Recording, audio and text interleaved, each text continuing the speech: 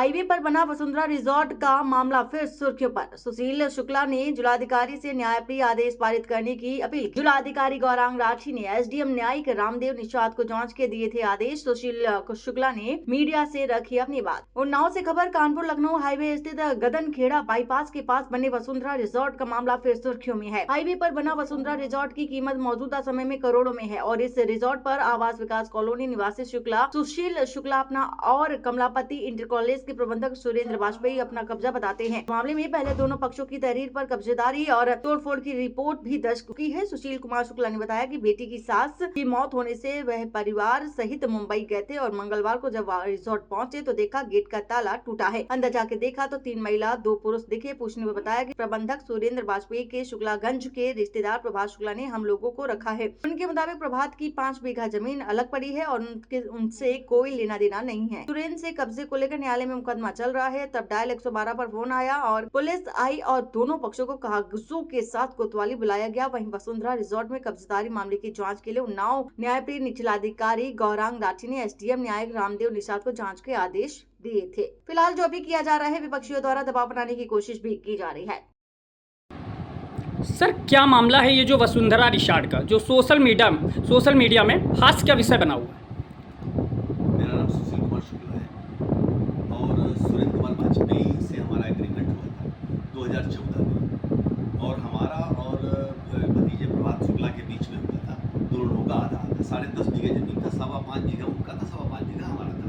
और कंडीशन ये थी कि जब परमिशन मिल जाएगा बेचने का तब ज़मीन लिखा दी जाएगी।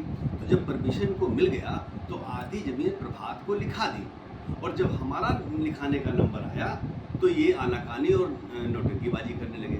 ये ब्लैकमेल करने लगे तरीके से, चूँकि हमने घर बनवा लिया था। जब घर बनवा लिया तो इसलिए इन्होंने ब्लैकमेल करना शुरू किया कि ये कीमती जगह है, अब जैसे बताएंगे वैसे करेंगे। तो वो जो प्रभात शुक्ला है वो एक क्या कहना है अपराधी किस्म का आदमी है और 10 मुकदमे से एक थाना क्षेत्र में गंगाघाट में है। तो इन लोगों ने कई बार प्रयास किया कि इसमें कब्जा कर लिया। जैसे 7 मार्च को भी आपको याद होगा, 7 मार्च 23-25 को तब भी इन्होंने किसी को पुलिस को मिला के कब्जा कर लिया था और 18 मार्च को भी पुलिस को की मदद से कब्जा कर लिया था, गुंडे ला के पत्थरबाजी करके। फिर हाईकोर्ट ने हमें पूरी तरीके से ये कहा कि जो भी निचली अदालतों के आदेश हैं उसका अनुपालन करने के लिए पुलिस बाध्य है और निचली अदालत के सारे आदेश हमारे पक्ष में है। 267/15 जो वाद था वो हमारे पक्ष में आदेशित हुआ है, डिक्री हुआ है हमारे पक्ष में। 62/17 का जो आदेश है वो भी हमारे पक्ष में निर्णय हुआ है और डिक्री हुआ है। एक और 605/23 का जो मुकदमा हमारा पड़ा हुआ है, जब 22 बीघे इन्होंने जमीन स्कूल की बेच डाली और हमारा हिस्सा बेचने लगे तब हमने वो भी स्टे आर्डर लिया कि इनको बेचने से रोक दिया जाए और वो भी स्टेटस को का आर्डर हुआ कि वो जैसा है वादी का मकान कमरा उसमें कोई परिवर्तन नहीं किया जाएगा।